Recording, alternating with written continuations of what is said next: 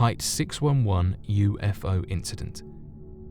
During the reign of the Soviet Union, there was a tremendous amount of sightings and UFO incidents that were cast aside and forgotten about due to the fact that the government of the Soviet Union worked tirelessly to hide evidence of extraterrestrials from its citizens in fear of its people discovering that there were higher powers that extended beyond the power and control of the Soviet Union. Because of this, many of these incidents are not well known even amongst dedicated members and researchers of the alien community.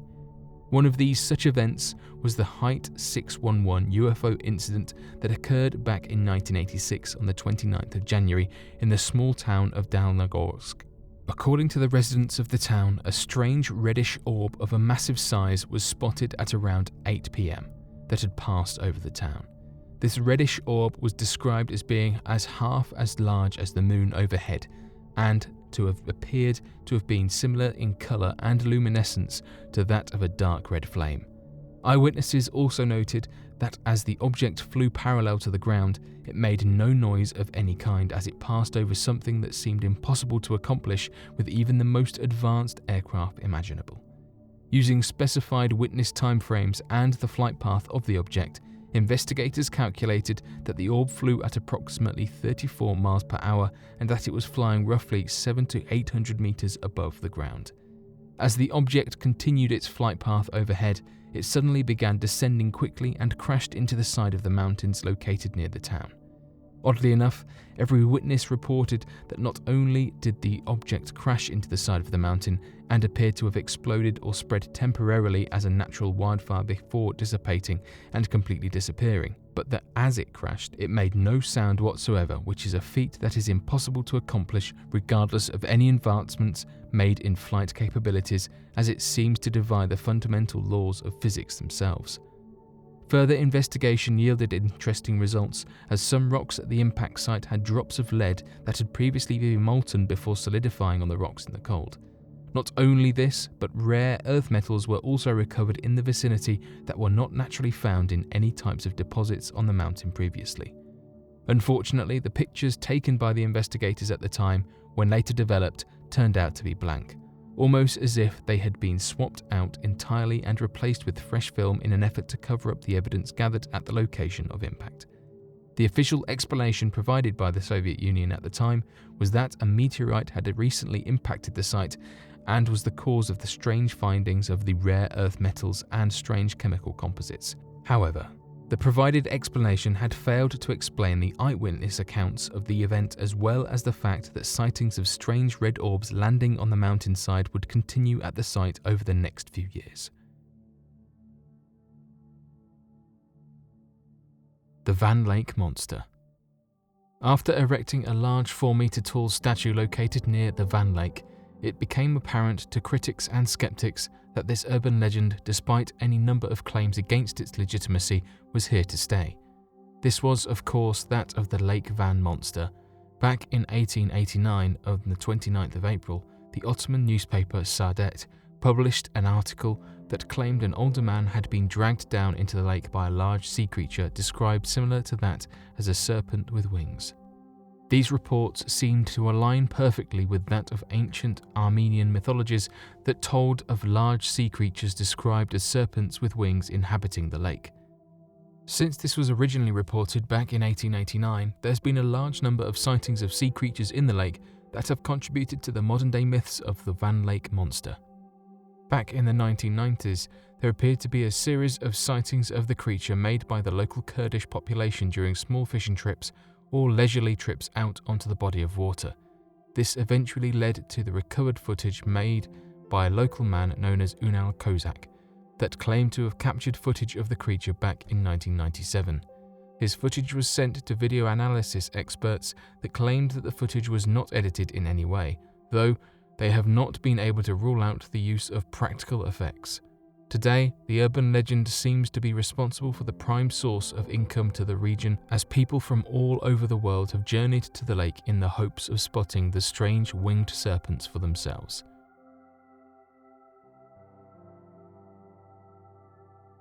Stronsay Beast.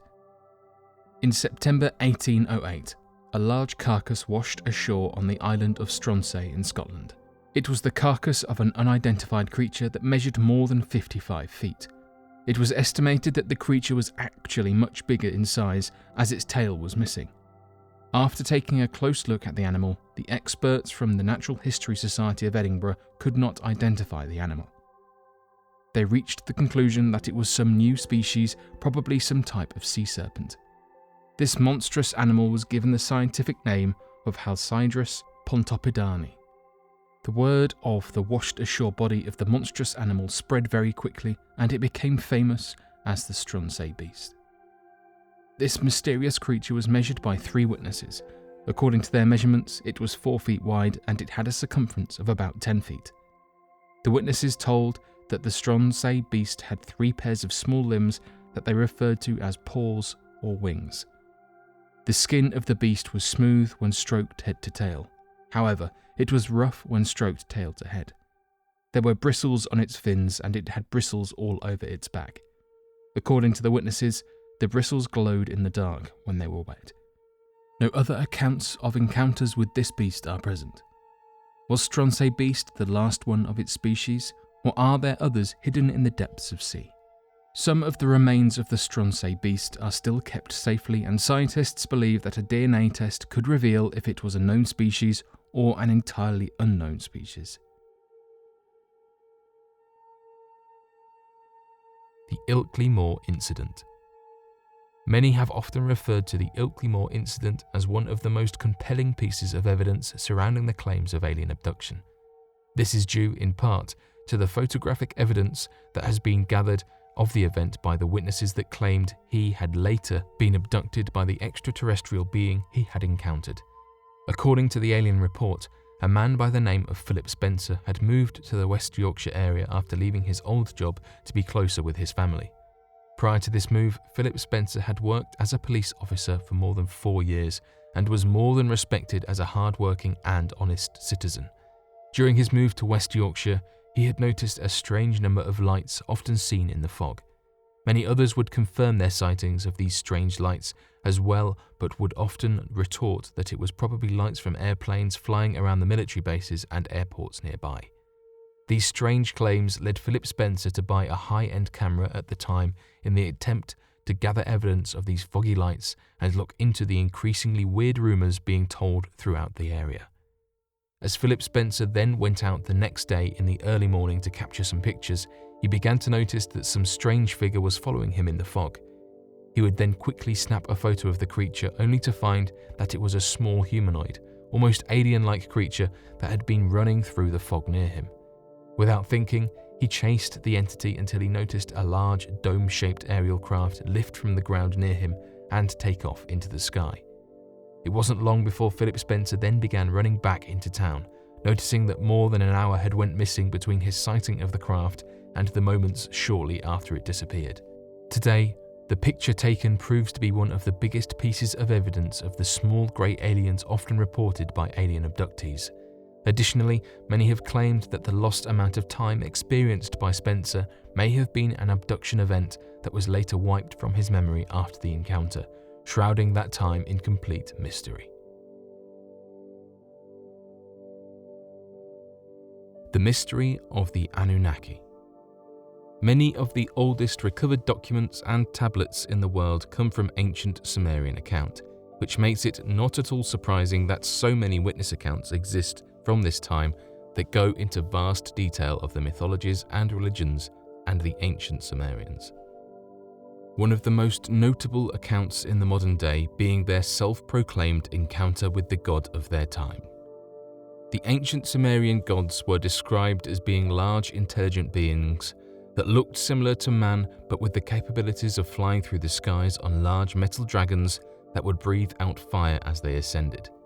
In fact, the name of these gods are referred to as the Anunnaki, and their translation of the word quite literally means the people from the stars. This has led many modern-day conspiracy theory groups to form the claim that these Anunnaki were nothing more than advanced extraterrestrial life that had made early contact with the human race and helped to evolve them past their Stone Age evolution. Additionally, given the fact that the world's first civilizations are traced back to the ancient Sumerian civilization, This has provided more support for the theory that the advancement with the human race worked hand in hand with that of the encounters with these people from the stars.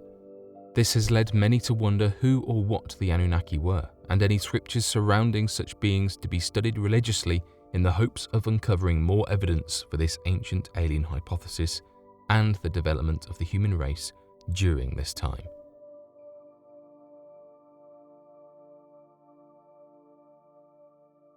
Thank you for watching, and don't forget to subscribe for more videos.